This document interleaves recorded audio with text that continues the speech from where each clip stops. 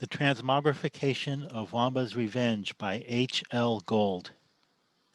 In our last episode, Wamba boards the plane carrying Dr. Perry and Professor Kropotkin, hoping to force them at gunpoint to turn over their samples of moss, but she is overpowered and disarmed and forced to fly to Europe. Choosing London first, she is welcomed as visiting royalty and finds herself a celebrity until finally, after a few weeks, receiving an invitation from Dr. Perry for dinner and a small bonfire. After burning Perry's sample of moss, she accepts Professor Kropotkin's invitation to visit Moscow, where she is again given the red carpet treatment. She is in turn given that sample of moss, which she promptly destroys. Satisfied that she has eliminated the samples, she returns home to find strange changes. Fellow pygmies learning different languages by phonograph, taking flying lessons, and her father speaking perfect English. Her husband tells Wamba with enthusiasm that the pygmies are going to bring peace to the world, but despite asking repeatedly, she is given no explanation of how this is to take place. She is left wondering, as are we, what sort of plans the pygmies and Professor Todd have made and what lies in store for the rest of the world. Find out in episode 5 of H.L. Gold's The Transmogrification of Wamba's Revenge. Chapter 7. Some months later, when I was reluctantly tuning in my radio, which had been bristling with every nation threatening its neighbors, I heard only silence. Puzzled, I changed the batteries, then turned the dial slowly. Nothing. From nearby Malarkey to the farthest Greenland, not a sound, not a voice. When I told this to my husband, he suggested telling Professor Todd. I did, panting from running to his hunt. You see? I said you would be the first to know. Now we must assemble all the tribes and put Plan C into effect. What were Plan A and Plan B? I asked in bewilderment. Dr. Perry and Professor Kropotkin. He explained on the run. What about them? I yelled, but he was out of earshot. He had been heading for the meeting hut. I followed him. By the time I reached it, sirens were blaring all over the compound. Everybody came from everywhere and raced to the meeting hut. Inside, Professor Todd was standing at a lectern at the front of the huge auditorium, waiting for all of us to take our seats. His grin was more crooked than I had ever seen it. The super chief and the head witch doctor were seated behind him, facing the audience. He beckoned to me to sit with them. As I obeyed, the bustle ceased. Every eye was on him. Brothers and sisters, nieces and nephews, the day has come. We have labored long and hard for this moment. Every one of you, including the children, knows English, and most of you know another language besides, as well as the history, customs, and economics of the country you have been assigned to. We must move swiftly to bring order out of the chaos the world is in. Can we do it? Yes.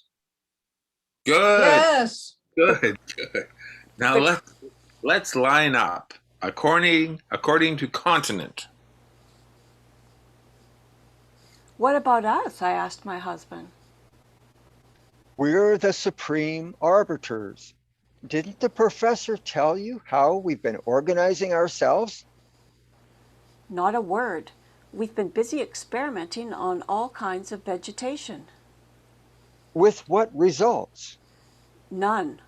Not a thing. Well, that's wonderful. Absolutely wonderful. What's wonderful? I asked in complete confusion. Why won't anyone tell me what this is all about? Professor Todd had turned toward us, listening and grinning.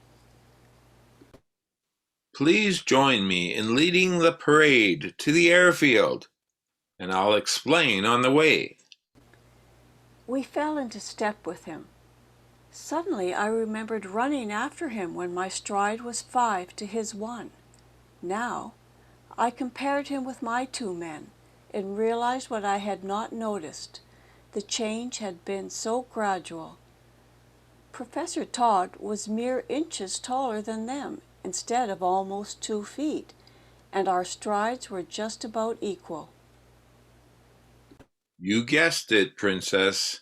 Every living thing on Earth, except vegetation, is on its way toward becoming a tenth of its former size.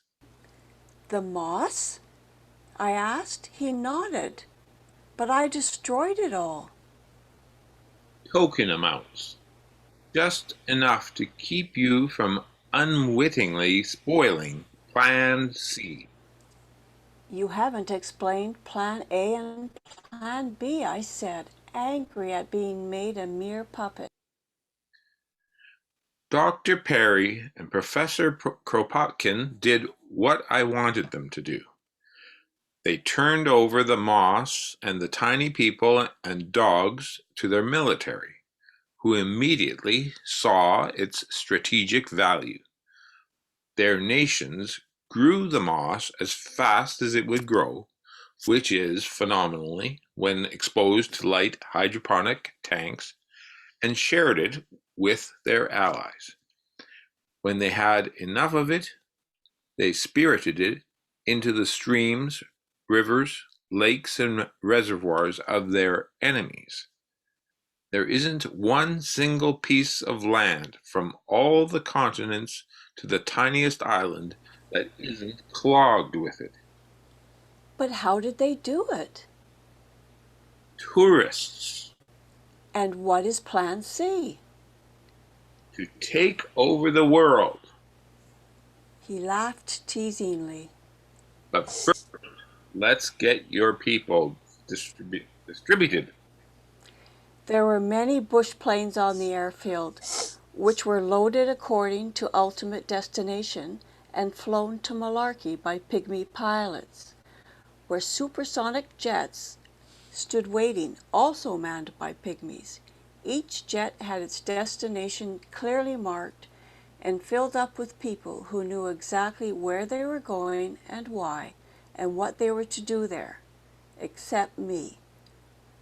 I found my hand being shaken while my husband and father took turns hugging me and saying goodbye. Wait, I wailed. I don't know what's expected of me, and when will I see my 2 men again? The pygmies assigned to each nation are responsible to you, the head witch doctor and the super chief, said Todd, finally letting go of my hand. You'll see them both 2 weeks a year on your vacations.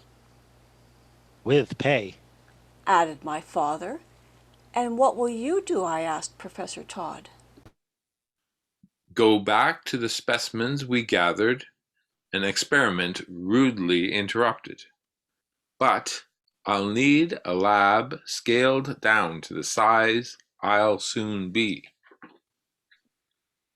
Don't grieve. It's the noblest job a people can have, bringing peace and justice to the world. Anyhow, we'll be talking by telephone as often as the budget will allow. And will I always be your number 1 wife? I asked fearfully. Always. Promise? Promise. We all took separate planes, and I was whooshed to New York and my deluxe suite at the Waldorf Astoria, where, looking out the 4th floor window, I can see the people scurrying like the warrior ants of my native Africa. There, I think the story is complete. Professor Todd asked me to write it for posterity, and he has been waiting patiently for me to finish it. He wants to add a few words. Professor Todd? Thank you, Princess Wamba. I find the foregoing extremely accurate, but a little unclear about Plan C. I wasn't trying to tease Her Highness or create suspense. There were just too many details, and getting people into their proper planes to allow me to explain Plan C. To put it as briefly as possible, it consists of the pygmies acting as governors general, each aiding his assigned country to make the transformation to an environment 10 times too large for it, with the princess, super chief, and head witch doctor acting as supreme arbiters in disputes between countries, which have been predictably few. We tiny people were overwhelmed by the immensity of our environments. Our tenfold abundance of food and housing and clothing, metals and minerals and fuels, and our suddenly adequate means of transportation.